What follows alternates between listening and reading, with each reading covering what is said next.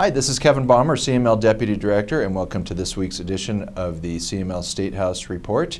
There has been a lot going on this week, both inside CML with our Executive Director Sam Ammett's pending retirement. We had an excellent reception for him last night here at the open house. A lot of old friends and recent friends. Great turnout for Sam, and it was really special to see all the folks here. Down at the Statehouse, it's also been very busy, a lot going on. I'm going to jump right into it, first with budget-related and future transportation-related legislation, potentially, related to state permanent debrucing. Speaker Casey Becker introduced two bills which are designed to go together, House Bill 1257 and House Bill 1258. Combined, they will place, if passed with a simple majority, a question on the fall ballot, which would be known as Proposition CC.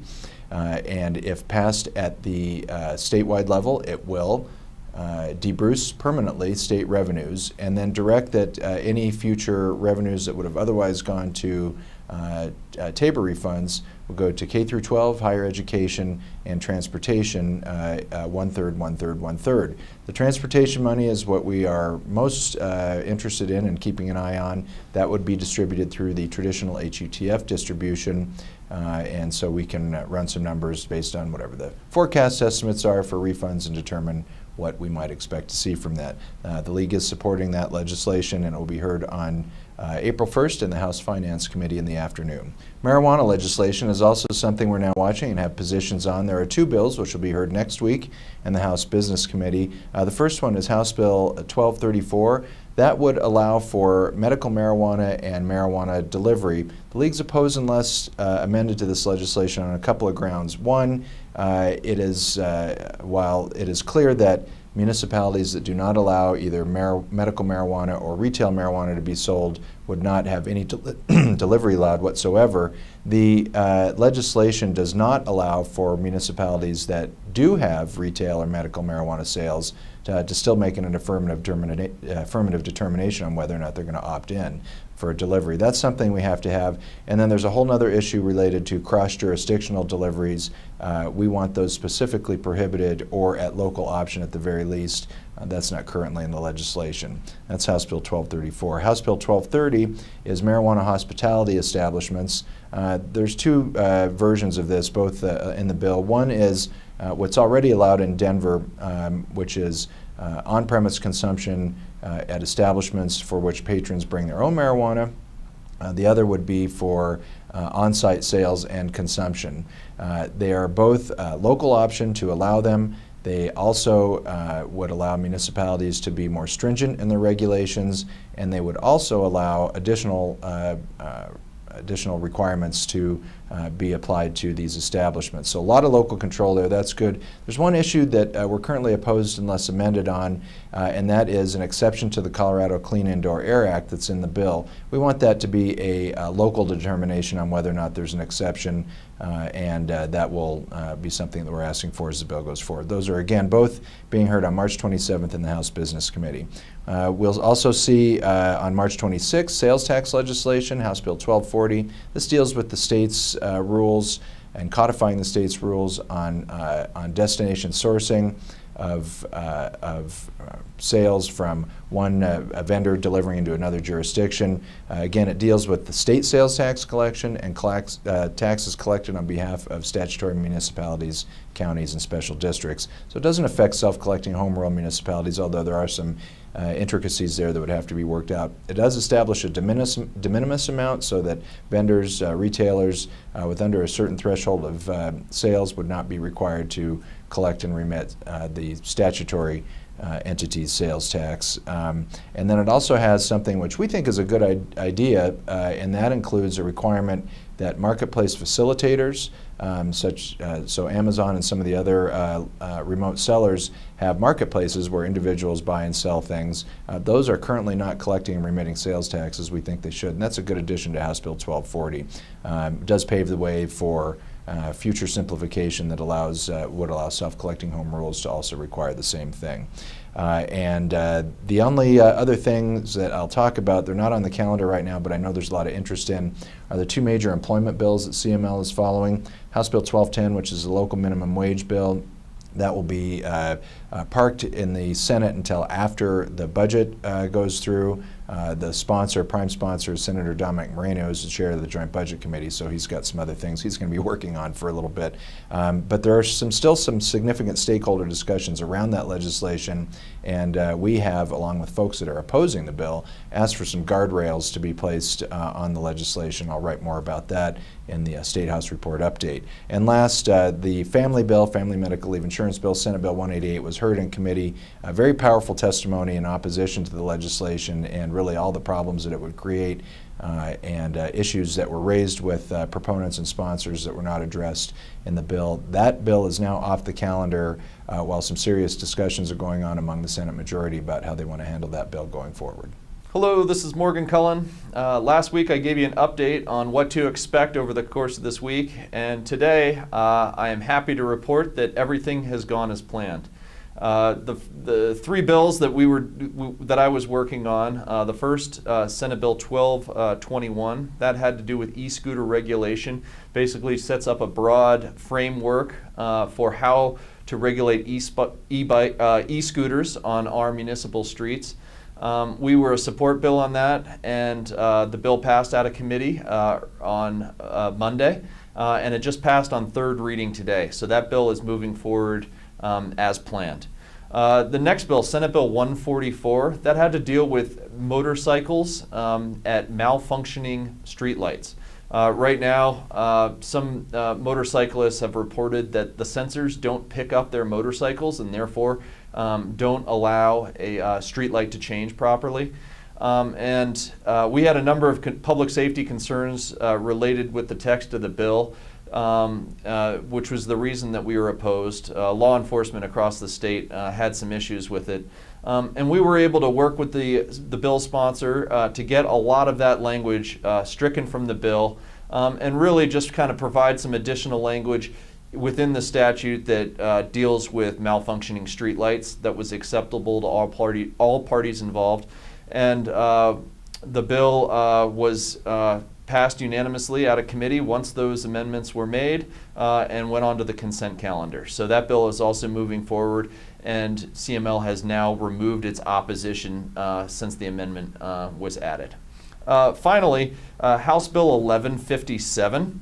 That is the modifications to the specific ownership tax bill. The specific ownership tax is a property tax that's levied on motor vehicles in lieu of a sales tax, and it's always traditionally been a local tax, and that money goes to the general funds of counties, municipalities, and school districts, really to fund their general funds, and can be used for a variety of different purposes.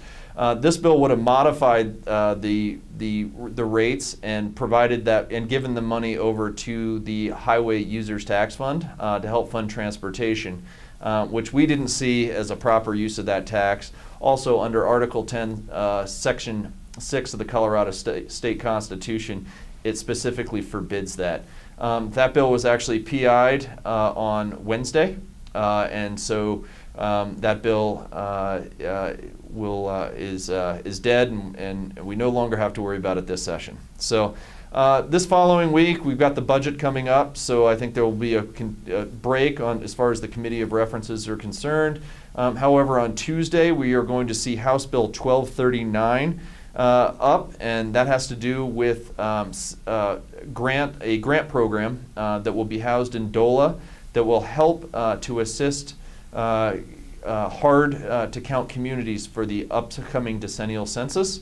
Every 10 years we have to do a census, and our census numbers for the state of Colorado are directly attached to the $600 to $700 billion in annual federal funding that goes back to states and local governments for a variety of different programs. So it's very important that we have an accurate count that reflects the true population of the state, so that we are eligible for all of that money. That bill will provide a $12 million appropriation that can go back to municipalities, nonprofits, and housing authorities in order to do the proper outreach to make sure that we get an accurate count. So CML will be supporting that bill on Tuesday. Hi, this is Megan Dollar, Legislative and Policy Advocate for the Colorado Municipal League. This week I'm going to talk about a few pieces of legislation, mostly within the criminal justice realm, as well as a piece of an affordable housing legislation. I'll start with the affordable housing legislation. It's House Bill 1228. What this bill does is continue the affordable housing tax credit, which is administered by the state of Colorado, particularly through the Colorado Housing and Finance Authority.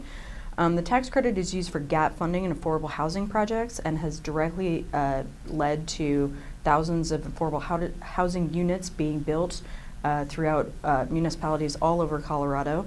CML has supported its creation, and we certainly support its continuation. And this bill this year even expands the program from $5 million to $10 million going forward. Another piece of legislation CML is still following is House Bill 1119. As you may recall, this was the bill to allow for the release of internal affairs, the entirety of an internal affairs file on peace officers in certain circumstances. CML worked with the proponents of the bill when it was in the House to add additional redactions and protections in the bill for peace officers that provide compelled statements for victims as well as witnesses and CIs. We also worked with the proponents to to redact additional identifying information and contact information. With those changes, CML did remove its opposition. That bill is now in the Senate and did pass on a party line vote out of the Senate Judiciary Committee this week. On the subject of immigration, CML is following House Bill 1124 as well as any potential legislation that may also be introduced. CML has voiced concerns that a statewide policy on immigration could affect municipal federal funding for public safety, particularly JAG grants. HB 1124 does have language in it referencing federal funding and putting guardrails on how certain federal funding can be used by local governments. We have worked with the bill sponsor, Representative Benavides, to remove that language, and once that amendment is adopted in committee, CML will likely remove its opposition to that bill. Also, a bill that I talked about last week, House Bill 1225. This has to do with removing monetary bail for certain municipal ordinance violations that do not have a comparable state misdemeanor. The bill also applies to petty offenses on the county level as well as traffic offenses.